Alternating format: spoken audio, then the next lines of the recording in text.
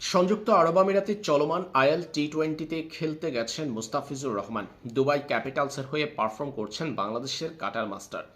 Dubai Capitals মূলত IPL এর দল। দিল্লি ক্যাপিটালসের মালিকানাধীন একটা ফ্র্যাঞ্চাইজি। সেই ফ্র্যাঞ্চাইজিতে আইএল টি-20তে মুস্তাফিজুর রহমান এখন পর্যন্ত দুটা ম্যাচ খেলেছেন। দুবাই ক্যাপিটালস একটাতে জয় পেয়েছে, অপর একটাতে পরাজয়। প্রথম ম্যাচে দল হারলেও অসাধারণ বোলিং করতে দেখা গেছে মুস্তাফিজুর রহমানকে। মুস্তাফিজুর রহমান নিজের প্রথম যে ম্যাচটা খেলেছেন দুবাই ক্যাপিটালসের হয়ে, সেই ম্যাচে তার ওভারে পরপর দুটা ক্যাচ মিস না হলে মুস্তাফিজ 4টা উইকেট পেতেন। শেষ পর্যন্ত দুটা উইকেট পেয়েছিলেন তিনি। সবশেষ গত রাতে যে ম্যাচ হয়েছে আবুধাবি নাইট রাইডার্সের বিপক্ষে, সেই ম্যাচে আবুধাবি নাইট রাইডার্সকে 103 রানে অল আউট করার পথে সবচেয়ে কার্যকরী ভূমিকা কিন্তু পালন করেছেন মুস্তাফিজুর রহমান। তিনি গুরুত্বপূর্ণ দুটা উইকেট পাওয়ার প্লেতে পেয়েছেন এবং প্রতিপক্ষ ব্যাটারদের পাওয়ার প্লেতেই ধসিয়ে দিয়েছেন ফিস।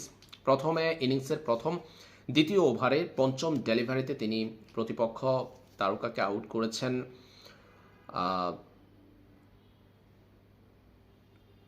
উন্মুক চাঁদকে আউট করার পর পাওয়ার প্লে শেষ ওভারে, ষষ্ঠ ওভারে তিনি আউট করেছেন ফিল সল্টকে।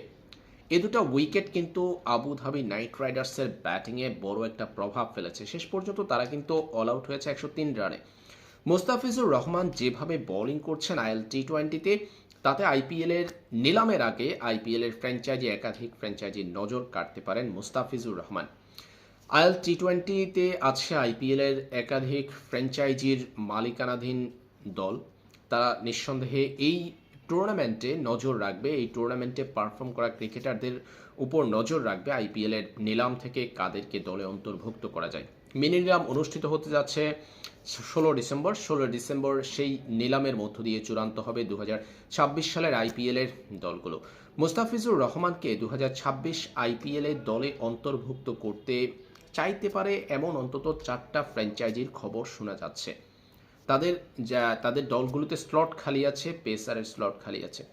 তার মধ্যে আছে Kolkata Knight Riders, Chennai Super Kings, Gujarat Titans এবং রয়্যাল চ্যালেঞ্জার্স বেঙ্গালুরু।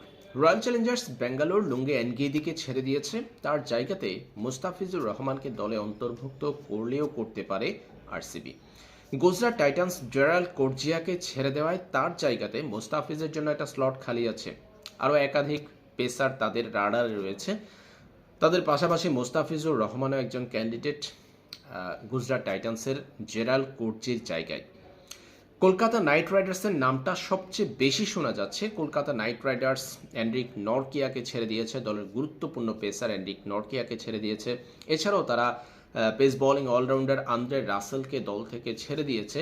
সব মিলিয়ে তাদের পেস ইউনিটে বড় একটা জায়গা খালি আছে। কলকাতা নাইট রাইডার্সেও মুস্তাফিজুর রহমানকে দেখা গেলে কিন্তু অবাক হওয়ার কিছুই থাকবে না।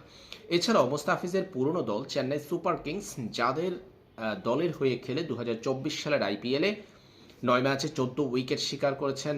বেশ খানিকটা আইপিএলের লম্বা সময় তিনি কিন্তু পার্পেল ক্যাপ নিজের করে রেখেছিলেন, অর্থাৎ সর্বোচ্চ উইকেট শিকারে ছিলেন। চেন্নাই সুপার কিংসে 2024 সালের মেইন বোলারে পরিণত হয়েছিলেন। একাদশে সবসময় কিন্তু তার জায়গা থাকতো।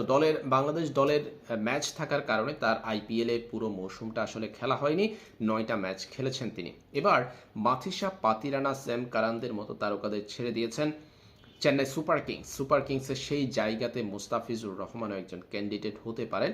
মিনি নিলাম থেকে ভিত্তিমূল্য 2 কোটি রুপির মুস্তাফিজকে বিট করতে পারে চেন্নাই সুপার কিংস। এই 4টা দল মুস্তাফিজুর রহমানকে দলে নেওয়ার জন্য আগ্রহ প্রকাশ করতে পারে, সম্ভাবনা রয়েছে আইপিএলের মিনি নিলামে।